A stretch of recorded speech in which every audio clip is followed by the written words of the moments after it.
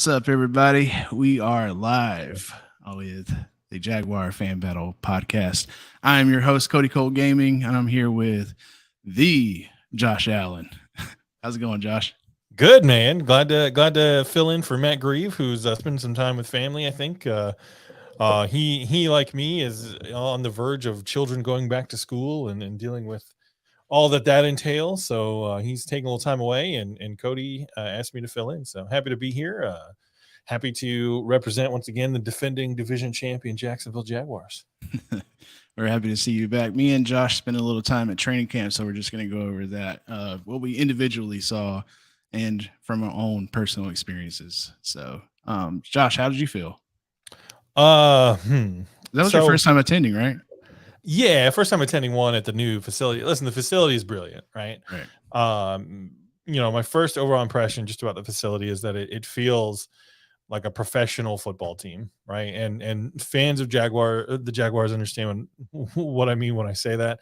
It hasn't always felt super professional and polished and good, right? But the facility, it's the little details, Cody. I'll tell you, it's the little details. So the stands in front of the practice fields face the correct direction, meaning that they're always shaded.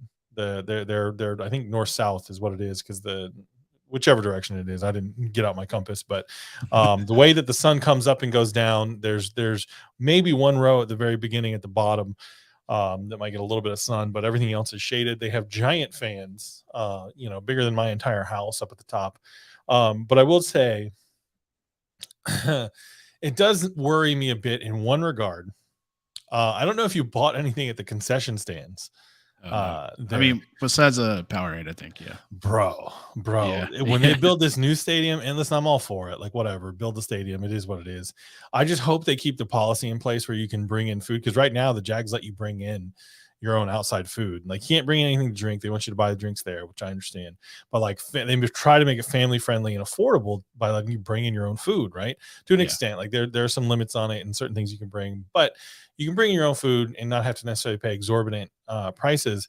I went to the concession stand. I had my daughter and two of my nephews with me, and I bought a bottle of Smart Water, 3 Powerades, and a bucket of popcorn, and that sent me back $50. Arm in the leg territory. $50. So it's clear that they're going to recoup the costs of building some of these things from the fans, which I understand, but just go, Jaguars fans, go being prepared accordingly. That being said, amazing facility. What were, I don't know, how many times have you gone, Cody? So this is my first time too. So I know you said that you went to other training camps when they had it at was it? Yeah, I went last year when they had it at a local like high school or something. Yeah. What was cool about that, I will say, is it was limited access, so you had to know somebody on the. Oh, what happened? You like kicked yourself out. Whoops. There you go. Anyway, right. Previous years, you had to go. What was cool about it last year was that you were on a high school football field, right? Meaning you were right up close to the individual drills. Like, I could hear Josh Allen talking to Trayvon Walker. Oh, sweet. Last year, giving him tips and like, I didn't understand what he was talking about because I'm not a football player, right? But I could tell like it was football related. So you're a little bit farther back from the action. It's just more polished and professional. It looks like, you could hold other events there too. I was thinking, like, I don't know what other events they could do. I hope they end up doing tours of the facility also, where you could, pay $20 and go behind the scenes. But what's cool is everything is right there. There's an indoor practice field. There's 2 outside practice fields, stands on one side, and then down the other side, the length of the 2 outside practice fields, the cafeteria, the offices, the weight room, everything's right there. So it's all self-contained, and you don't have to travel very far to go do different things. So the facility was great. I mean, it was good. It was. I'm glad they have it, and glad they spent the money.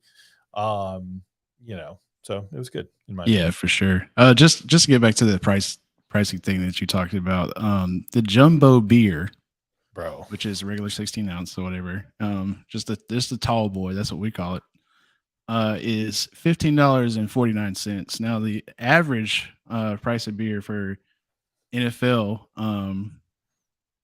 the most expensive was at the Philadelphia Eagles, which is which was $14.67, and that was in 2022. The NFL average for beer. Dang. So we're like, what is this? 1, 2, 3, 4, 5, 6, 7th ranked as far as prices go last year. Yeah, I mean, and we're looking to be number 1, baby. Apparently. Let's go. You know, if you're a degenerate who was like these practices that they opened the facility up at like 8 a.m. And they were selling beer, like they were selling beer. If you were drinking beer at 8 a.m. on a Thursday, you know, you kind of deserve to pay $15 a beer, I think, in my opinion.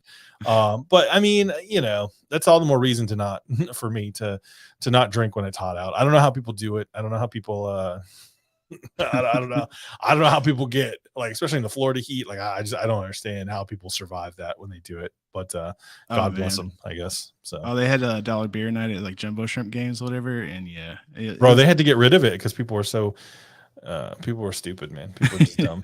So, but give people from Duval County access to dollar beers, walking up and down concrete stairs at a baseball stadium. You can imagine the sort of injuries that ensued. So the breakfast burger there, I wanted to talk about that too. This thing had a fried egg, hash brown, bacon, jam.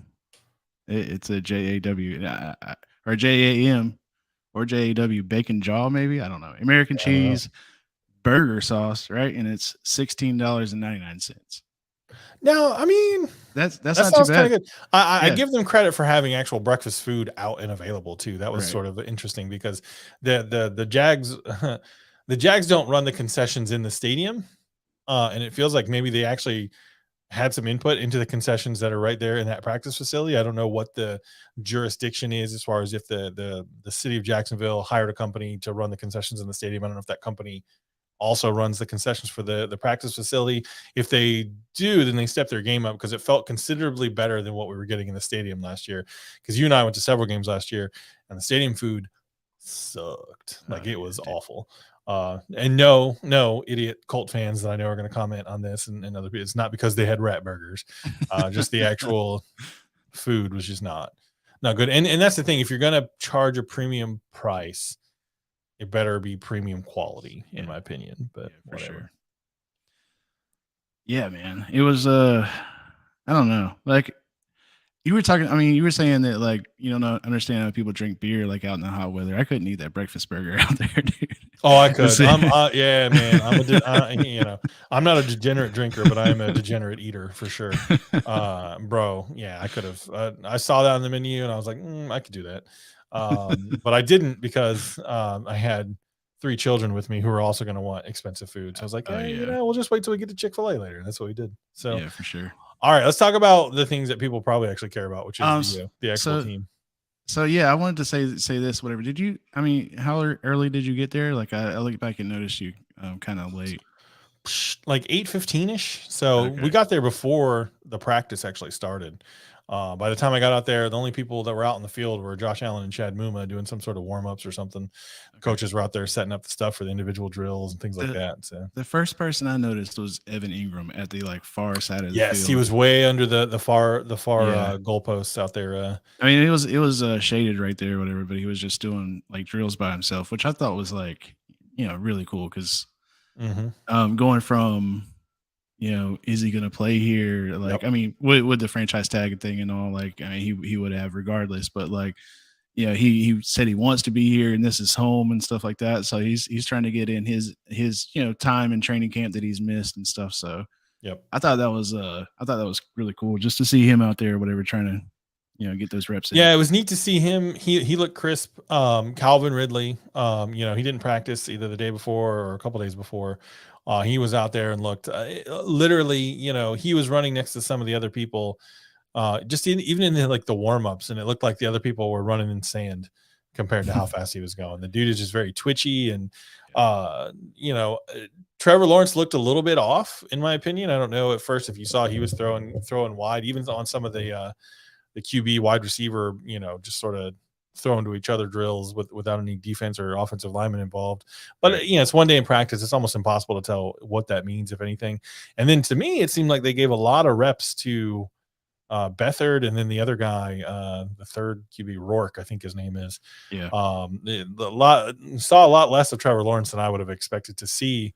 And then the other thing that really stood out was was it bubble screen practice day? Oh yeah, yeah, Because yeah. they It was had to have run 100 bubble screens. right. Like it was crazy. Like and everybody in the stands was commenting like, what's the deal here?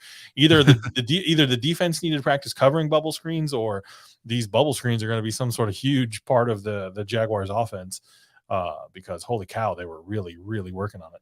I mean, if you've seen Doug Marone's like playbook, there's a guy that like posted like a copy of something that he came up with, whatever, from watching the 2022 season, and it was just like every single bubble screen and jet sweep is a part of Doug Peterson's playbook or It's whatever. So crazy. yeah, it's going to be a lot of. I mean, he came up with oh my god, what's the Philadelphia special Yeah. like that? Well, I Yeah, mean, and to the credit of the people, the offensive units, like the bubble screens were working, man. Like oh now yeah, they were only in what they call the shells, the top pads they didn't have. That wasn't like full pads, so there wasn't really any hitting going on. And I always wonder, and I don't know because I've never obviously participated in an NFL practice. It doesn't seem like the defensive guys are able to be as aggressive as they would probably be in an oh actual yeah. game setting, or even in a practice where they're wearing full pads and what have you. So I don't know for sure. Yeah, it was kind of like touch and go sort of thing. Yeah, Whenever, yeah, a little bit. yeah, yeah, Yeah, but Tank Bigsby was another one that stood out, bro. Dude yeah. was I was about to ask who impressed you the most during what you can, the yeah, out of what you third saw. string QB Rourke busted a Yeah, couple of what had to be designed runs, and just broke through the defense. I don't know how well he can throw, but dude is fast. yeah, he's got Um, wheels. and then really Tank Bigsby. Everybody else looked fine. Like Zay Jones had a catch. Calvin Ridley had a catch. They weren't practicing anything downfield at Yeah, all. It didn't feel like so. So some of the stuff was, it was really get it to a guy in space, and then who can block and make a hole and get a guy open, right? right. At the beginning, the one guy who was the dude that did the backflip and then almost, Oh, that was gave Cooper himself Hodges. yeah, Cooper Hodges. Oh, he landed weird. I was like, Yeah, he oh, landed weird. come I was on. like, "Oh Lord, this dude's gonna." So one thing that was cool is like there. I mean, there was like 2,500 people there probably in the stands, and the offensive lineman came down close to where a lot of the people were. And Cooper Hodges, who I believe is from Jacksonville, but I'd have to go back and look it Yeah, up. McClaney. I He's think, from McClaney. yeah, he's a local boy. He's trying to get the crowd hyped up. And this big offensive lineman tried to do a backflip and nearly gave himself a concussion, but it was funny. 350 pounds in the Yeah. air, dude. Yeah, so I mean, it was good. Like the music was, they're playing music, they're doing like it was just a, I mean, it was a practice. I mean, so it's not a game type atmosphere, but I mean, Yeah, it was fun. I had to really feel it out too because my first time being there and stuff, and you don't want to like interrupt the Yeah, drills and all that whatever. So I was like, man, can I just like say Agnew like real quick? yeah, And it it'll sort turn of around, had the vibe and of then don't do that, right? Like yeah, you could it tell. did.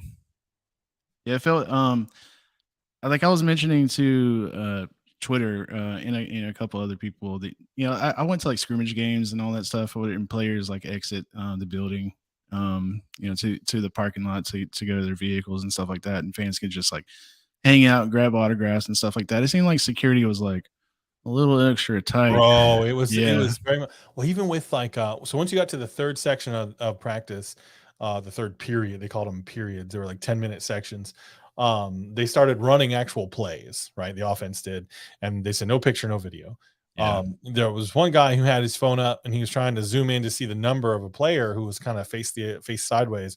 And boy, those people that worked there were all over like, sir, you got to put your phone down. We're gonna ask you to leave. You take any videos? And he's like, I'm not taking videos. I'm trying to figure out who that is. And then another guy, as I was leaving, because I left a little early because my kids, my daughter, my nephews, like, they're young, so they got a little restless. Once my nephew realized it wasn't like a game and nothing super exciting was going to happen, he's like, can we go now? So we left, and as we were leaving, there was a guy that was watching a video on his phone of some other. It didn't look like it was. I couldn't really tell because I was walking by, but it didn't look like it was a video he had taken. And they're like, "Sir, did you take that video here? Like, you got to delete that." And he was like, "It's not a video I took here." So they were very on. And like you couldn't stand down front because you come from the bottom and then up to the top to the seats. And like you couldn't stand there and watch it all. Like they definitely. It felt very like You know, not free and like loose this like it used to box. be. Yeah, Yeah, it's like very which I restricted. Yeah. understand. You know, but that's how professional organizations do things, right? Like that's how professional NFL teams do stuff. So I will trade if for some reason, if somehow, some way, all of that leads to them winning the Super Bowl, I'll take it. I'll trade the access and the looseness from the unprofessionalism that the organization used to have for a Super Bowl victory, or even sweeping the Titans. Like if we could sweep the Titans for like the next 3 years, like honestly, I almost don't even care what else happens. It was one of the things that made me a Jaguars fan, though. Like, bro, I hate the Titans so much. Yeah, but like just being the players being super accessible, like talking to Josh Cody, getting the glove from Papa's Leslie, like stuff There's like still that. going to be That opportunities for that was like that. my first NFL experience, and it was like it was like the players are like right there, just like me and you, whatever, just hanging out and stuff. And now it's like, if I see Trevor Lawrence, it's gonna be like a star-studded kind of thing. You know what I mean? I've told you my story about Jalen Ramsey, right? For that Buffalo playoff game. I'm not sure. Go ahead. So if you've been to the Jag Stadium, you know that there's a concert venue on the side of it called Daly's Place. And you can sort of hang out in there. They have a band playing usually, and they're playing like the other NFL games that are happening, or Red Zone Channel sometimes. Well, it's just a place where people sort of hang out. They eat food, they drink beer before they go to their seats before things pop off. And Jalen Ramsey was just walking around in the crowd, bro. Like before that Buffalo playoff game that they won, where he ended up sealing the deal with an interception. Dude was just hanging out in the crowd, high-fiving people. I mean, and people were being cool about it too. Nobody was like really freaking out and like drawing attention to it, because you could tell that like if it caused a disturbance, he's probably not going to hang out there long. Right. But he was out there. But like, bro, when they used to go from inside the stadium over to those practice fields, because the practice fields are the same spot they've always been. They've just built up a bunch of nice facilities around them. There was one time where I won a ticket from work. And I wanted to go with somebody else. So I called the Jags. It's like, hey, I have this ticket. Can I trade this ticket for one of equal value that has a seat next to it that I can buy? Right. And they're like, yes, but you have to come in person. This was long before, they did everything, via apps on your phone. So I go down there. I didn't even realize it was the day the team was practicing, and I get my ticket. I'm walking around the corner. I run right into Fred Taylor, like literally like right into him. And almost fall down, mostly because I was shocked, but also like he's not huge, but dude is stout, very a very solid human being, right? And I said to him, yeah, he's kind of looking at me and he goes, "You all right?" I'm just sort of like starstruck, and I go, "Oh, you're Fred Taylor," and he goes, "Yeah, last time I checked," and then like he's like, "Have a good day," and then just like trots off, and I was like, "Oh, but yeah, you're not gonna have that anymore, right? Because they're going in through a different way now. You're not really now. I do think on game day, you're still gonna have access to them a little bit as they come from the parking lot, because the players' parking lot is still right next to the stadium. But yeah, probably for practices, you won't get as much. I mean, even in the player send off or whatever, it was like them walking through gates and getting in their car real quick and then just taking off. Because all it takes is one idiot to cause like a problem. You know what I mean? So they had to be a little closed off with it. But I will say the players did the best they could to interact with the crowd in that scenario. You can say the same thing for like Jalen Ramsey walking through the crowd or whatever. I'm sure Jalen Ramsey did that without permission from the team, bro. I'm sure he did not. I'm sure he did not clear that with anybody in any form of management or leadership position. I'm sure he just went and decided he was gonna, because that's how that's just how he rolls. Right. So I'm sure 100%, because Tom Coughlin was running the team then. Like there was no, he was. I'm sure if Tom Coughlin knew he was out there, he'd be very upset. But still made for an epic story, right? I'm sure. Hey, come sit down for a second in my office. I'm sure something like that. Like, I need to see you. I need to see you after the game. Pulling up his britches, all angry. I'm sure he'd have his glasses down the end of his nose, like shout out to TC, man, future Hall of Famer. Heard some reports that you were hanging out in the crowd. I don't know. People love Tom Coughlin, but he sort of annoys me. So I'm sure I'm in the minority as far as Jaguar fans as that go. But so I love the idea of him. I love the work he does for Wolfsons and stuff like that. But when he was here, I think he was more of a problem than he was. Yeah.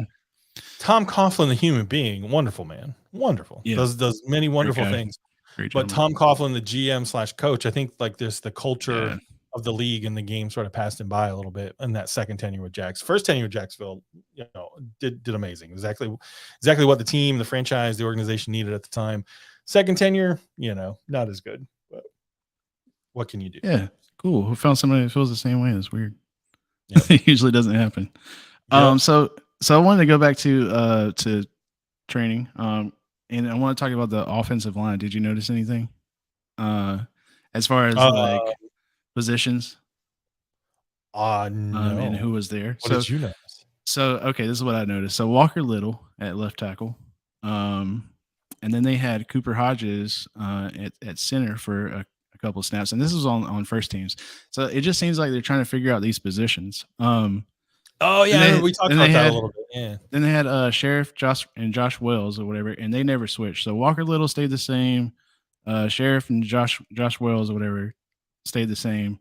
But then you had center and what would it be, left guard. So left guard they switched between Blake Hance, which honestly, that's the first time I heard that name. Yeah, me too. I had no idea that I had no idea that human being existed. No offense to Mr. Hance, I had no idea.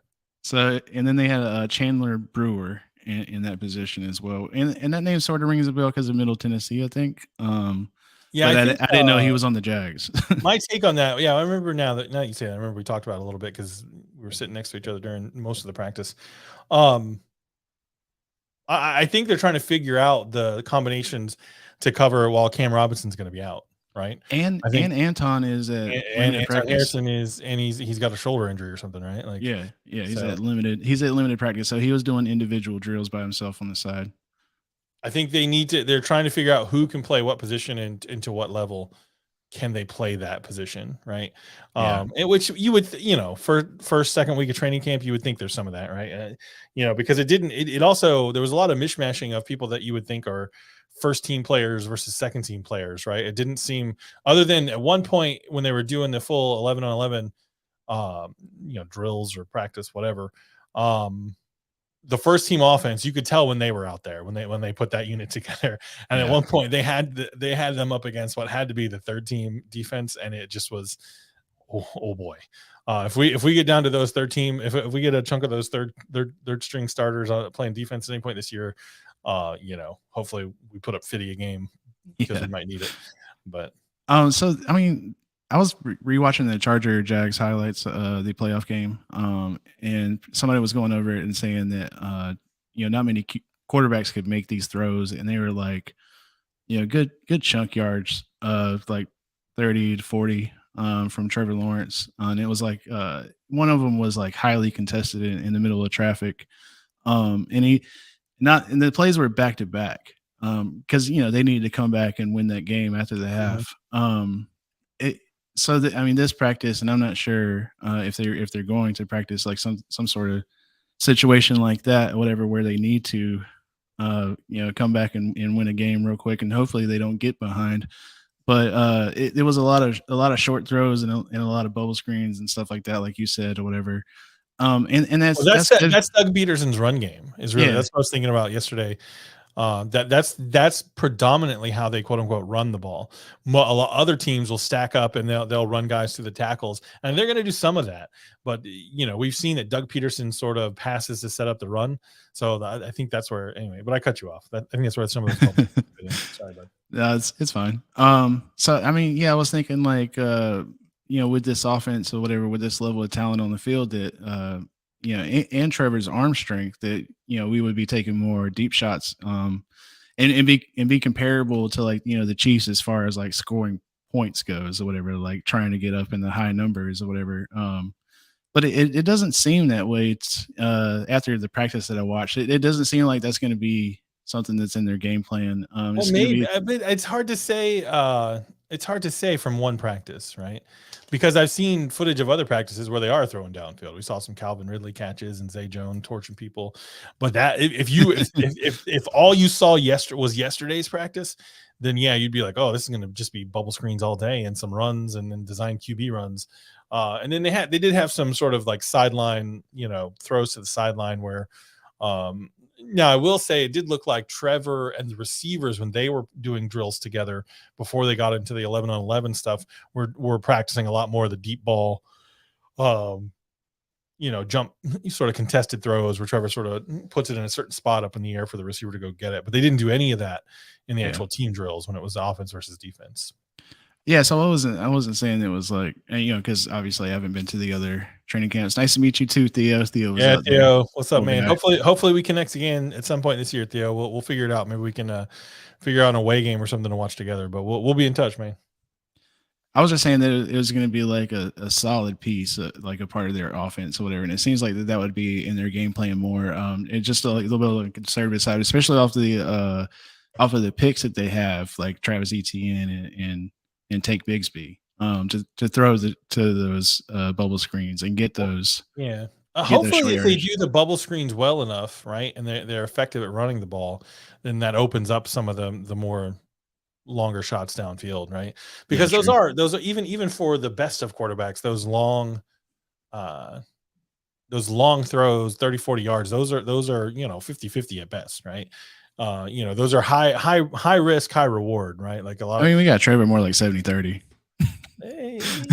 Yeah, I hope you're right, but I don't know, man. So, statistically speaking, over the course of most NFL quarterbacks, that's not been the case. But maybe Trevor's the exception. Maybe, yeah. Yeah, I mean, it was hard to tell. It was just nice to see the team back in full swing of things. And honestly, it was nice to see Calvin Ridley in person because, like I said, like it's hard to explain. I guess this is just because we have not really, since Jimmy Smith and Keenan, we haven't had standout stellar wide receivers. Christian Kirk was very good last year. Zay Jones is very good, but we haven't had anybody that like Randy Moss, Terrell Owens caliber. And you just get the feeling that maybe Calvin Ridley has that potential, right. So I mean, I would disagree with you just a little bit there because Allen Robinson, and he had Blake Allen Bortles. Robinson sucks, bro. He had Blake Bortles throwing to him, whatever, and now he's got Fields throwing to him, whatever. I just feel like he's having a Larry Fitzgerald kind of career or whatever, where he's like a better wide receiver than the talent that is around him is giving him. No one would put him in the top 10 of wide receivers in the league, not a single one. And I guess that's what I'm saying. We haven't really had a top 10 wide receiver. I mean, if you look at Allen Robinson's stats, I mean, he's fine. The most touchdowns he had in 2015 with the Jaguars, Allen Robinson had 14 touchdowns. He's never come close to that since. 2019 with the Bears, he had 7. So I mean, in some of these, I don't know if he was injured or not. I'd have to go look and see like the full stats. But Allen Robinson was a disappointment. Allen Robinson is nowhere near. If we had I put sort of Christian Kirk and Zay Jones in the Keenan Cardell level because Keenan, as much as I love Keenan, he was not as good as Jimmy Smith. He paired with Jimmy was an amazing combo, but him on his own, he not as good as Jimmy Smith. Very good, but not as good. And that's what I'm saying. It feels like maybe we have the potential to have a Jimmy Smith caliber wide receiver once again that can really is just so fast he can stretch the field. So I agree with Theo here. Robinson and Hearns could have been the next best duo. I don't know. Yeah, I mean, agree to disagree. You had Bortles, man, in the season that you talked about where Robinson had a good year or whatever. That's because Bortles did. I don't know. I don't know, man. It's hard for me to go that far. But I also wanted to get to this one. Walker Little is holding his own against our defense, so he is getting that good. Or defense hasn't. Walker Little should have been given much more recognition last year. What he did as a rookie was stupid good. He just got shown no love, got disrespected. No Pro Bowl recognition at all, nothing, man. Like the dude was out there. He was a stalwart in the offensive line last year and got no respect. So hopefully he keeps it up. What was that word? Stalwart, man. Like he was just he was an unassailable monolith of protection for his quarterback. He was a wall. Oh. He was the Great Wall of Jacksonville is what Walker was last year. Somebody owns a dictionary, right? I mean to brag, but I have several. So Gabriel Ruiz says forward pass. I don't even know what that means. It's funny how like Titans fans only mention that one game, even though we beat them twice. I mean, if you really wanted to get into the playoffs, I mean, you got to win something. You know what I mean? Yeah, I don't know. They had plenty of opportunity. They literally had 7 opportunities to win one game and take the division, and they couldn't do it. I don't know what to tell you. Yeah. You know, How many forward passes were in those 7 games, dude? Gabriel, I don't know what to say. You know, I got nothing but respect for you, but cry harder. You know, so that's all I can tell you. Yeah, go back to your Starbucks. Right? No, they don't. Yeah, well, only yeah. Can you get mayo at Starbucks? Is that a thing you can add to your coffee at Starbucks? I don't know. It's the Will Levis special, dude. You know, cappuccino with double mayo. Yeah. Soy milk. The only other person that really caught my eye at practice was Devin Lloyd. But it was like some of the same things he was doing during the regular season last year. He seems like a better like linebacker that's in short yardage coverage. Because he finds himself in these positions where, you know, he tipped the ball, is what happened, and then Brown caught an interception off the third string quarterback. But it's like, yeah. But yeah, man, I think it's just. I mean, he's one of the on the rise players in my eyes in the Jaguars lineup. You know, I hope he continues to do that. Is there anybody else that, you know, made you feel any sort of way from what you saw? I tell you, the defensive line was completely unimpressive as far as pass rush is concerned. Like they were getting, you know, it looked just like the tail end of last year with not a whole lot of pressure. And it was weird because Josh Allen was not in a lot of the snaps. At least I didn't stay for the whole thing because, like I said, the kiddos I was with got restless. But I was there for a good chunk of it. I felt like, you know, and he wasn't in for, and I don't think he was injured. It felt like a practice where they were really feeling out the second, third, fourth string guys to see, all right, fellas, what can you do? Like, what, you know, we put you in these situations. How do you react to it? You know, so the kicker, who's the kicker that kept missing? McManus. Yeah, McManus. Bro was pulling him left. You know, had to been 5, 6, 7 kicks. He was just pulling them left. You know, just couldn't get to the uprights, and there was no wind. Like there was no excuse. I mean, you know, he had a rough day. So, but I mean, he took his helmet off or whatever and said some colorful language. You could tell. Yeah, you could tell he was upset. Yeah. Theo brings up a interesting name here, Cisco. Cisco was disrespected too by Herb. He refused to play him. I think Cisco has an outstanding year. Well, I mean, Urban Meyer's a moron, right? We've established that. I don't know if you saw there was I just wanted to bring this up real quick, or whatever, because I saw Cisco catching punts and kicks. So yeah, they had him and Agnew and a couple other guys back there. You know, again, it felt like a practice where they were seeing who could do what, right? Testing people's abilities outside of what they're normally doing. Oh, I will say today, if you follow Mia O'Brien, the local reporter from 1010XL, please do. Twitter, you should go and see. She retweeted a part of an article that a guy wrote. And I don't know what publication he's publishing on Substack. He wrote about Urban Meyer and just how bad it was. Apparently, after the team lost, forget who they lost to Seattle that year, that Urban Meyer was coaching, like 31-7 or 31-3, and the defense had sort of a come to Jesus meeting. And Dewey Wingard stands up and basically says, "Hey, we've got a rookie NFL head coach, we got a rookie NFL quarterback. We as a defense have got to do better. Like we've got to help bail them out of games and keep the team in games." Well, somebody mentioned to Urban Meyer that Dewey Wingard called him a rookie head coach, and basically Urban Meyer made Dewey come in and explain why he said that, and basically made him suck up to Urban and apologize to Urban, or Urban said he was going to cut him. So basically, I'll cut you from the team. Urban Meyer's a moron. There are very few people that if I saw out and about in the football world that I would tell them directly to their face, I don't like you. I think you're awful. You suck. I wish you had never been around my team. If I saw Urban Meyer in public, I would 100% say that to him. And I don't care how he reacted. I don't care what he said to me. There's just very few people but Urban Meyer was, he was more every day. You know, it seems like every day we hear more and more about just how of a disaster, what a disaster it was having to work for and be around Urban Meyer if you were a player or a member of the staff, and, you know, curse that man. Dude, there could be a whole 30 for 30 just written about like that horrible year. Dude, wait till the Netflix special comes out about his tenure at the Gators, because that's what I've been telling people for years. He was not squeaky clean when he coached for Florida either. You know, there's going to be a lot of stuff in that documentary that's not going to paint Urban in a good light. So, and that was Tyler Dunne, so Dune maybe. And he's at golongtd.com. Okay. He's a journalist. Yeah, so he wrote the article. Yeah, check it out. Yeah, it was an interesting read for sure. Oh, we should reach out to him, Cody, and get him on the show. Yeah, that'd be a good idea. Let's see. It took forever to put Williams outside where he thrives, and they didn't see all Devin Lloyd sacks. Says edge in college, now in camp they got him blitzing. It's wild. I mean, they want people to be like more of a well-rounded, get in where you fit in kind of thing. Because it's like, I guess in the NFL, whatever, like the one trick pony thing is kind of like out the window, especially in these. You also have to plan for modern defenses. Yeah, right. You have to plan for guys being out. So I wonder if some of that we saw was them. If so and so.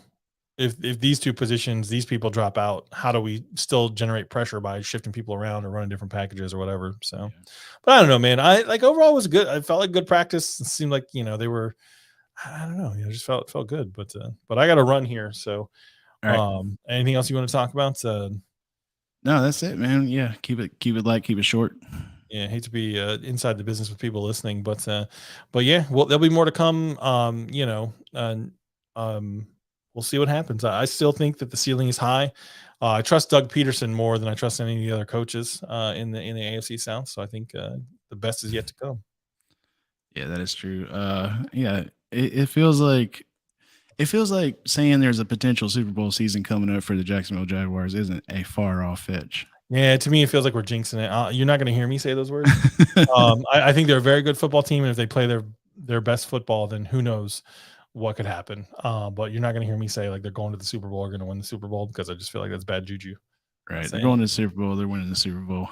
And Jags by 50. We'll be there at the parade. Jags by 50, baby. Let's go. That's right. All right, folks. All right. See ya. Yeah, y'all have a good one. Josh, you take care. See you next time. Don't forget, Sam.